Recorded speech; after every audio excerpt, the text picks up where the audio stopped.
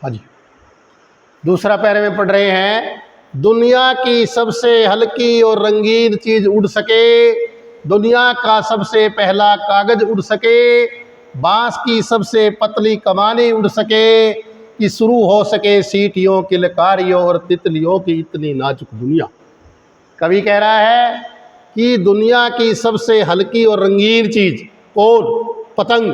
कवि कह रहा है कि पतंग जो है वास्तव में इस दुनिया की सबसे हल्की और रंगीन वस्तु है, दुनिया का सबसे पहला कागज। और पतंग जो है दुनिया का सबसे पतला, यहाँ पतला है, ये पहला नहीं है, पतला कागज है। बांस की सबसे पतली कमानी, और बांस की सबसे पतली कमानी से बनी हुई ये पतंग है। शुरू हो सके सीटियों किलकारियों। कहता है जब बच्चे पतंग उड़ाते हैं तो पतंग उड़ाते हुए सीटियाँ किलकारियाँ जो है वो मारते हैं, और रंग बिरंगी पतंग जब बच्चों के द्वारा उड़ाई जाती है तो ऐसा लगता है कि हम तितलियों की कोमल दुनिया में आ गए। दोबारा देखिए, कवि कह रहा है कि वास्तव में पतंग जो है वो हल्की और दुनिया की हल्की और रंगीन वस्तु है, दुनिया का सबसे पतला कागज है, बांस की सबसे पतली कमानी से बनी हुई है। जब बच्चे पतंग उड़ाते हैं तो सीटियाँ किलकारियों का शोर चारों ओर सुनाई देता है। ऐसा रंग बिरंगी पतंगों को देखकर हमें ऐसा लगता है जैसे कि हम तितलियों की कोमल जो है दुनिया में आ गए हैं। प्रसंग भी इसका पहले वाला है, सरलार्थ भी इसका पहले वाला है। अगला करेंगे हम, अगला हम नंबर 3 करने जा रहे हैं। जन्म से ही वे अपने साथ लाते हैं कपास, पृथ्वी घूमती हुई आती है उनकी बेचैन पैरों के पास। जब दौड़ते हैं बेसुध छतों को भी नरम बनाते हुए, दिशाओं को मृदंग की तरह बजाते हुए, जब वे पेग भरते हुए चले आते हैं डाल की तरह लचीले वेग से अक्सर। कवि जो है कह रहा है कि बच्चे जो है वो जन्म से ही वो कपास की तरह कोमल होते हैं।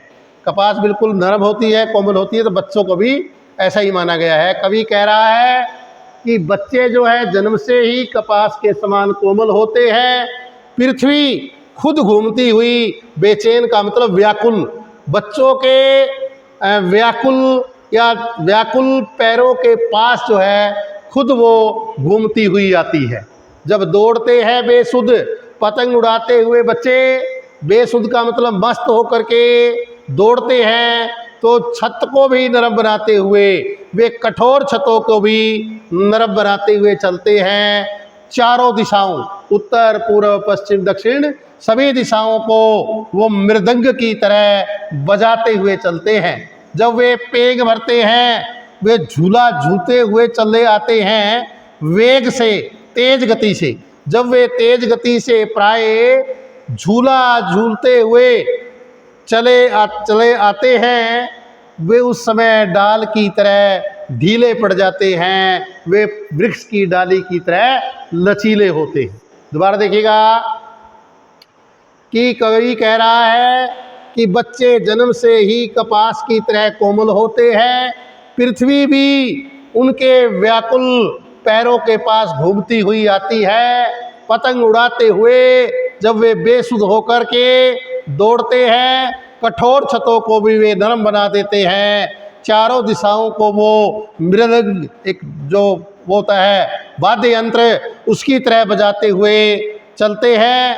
जब वे तेज गति से प्राय झूला झूलते हुए आते हैं, उस समय वे पेड़ की डाली की तरह लचीले होते हैं। ये शब्दार्थ हमने दिया है, अच्छी तरह आपने पढ़ना है।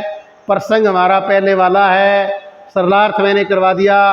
काव्य सौंदर्य भी जो पिछली वीडियो का जो पैरा है वो उसके अंदर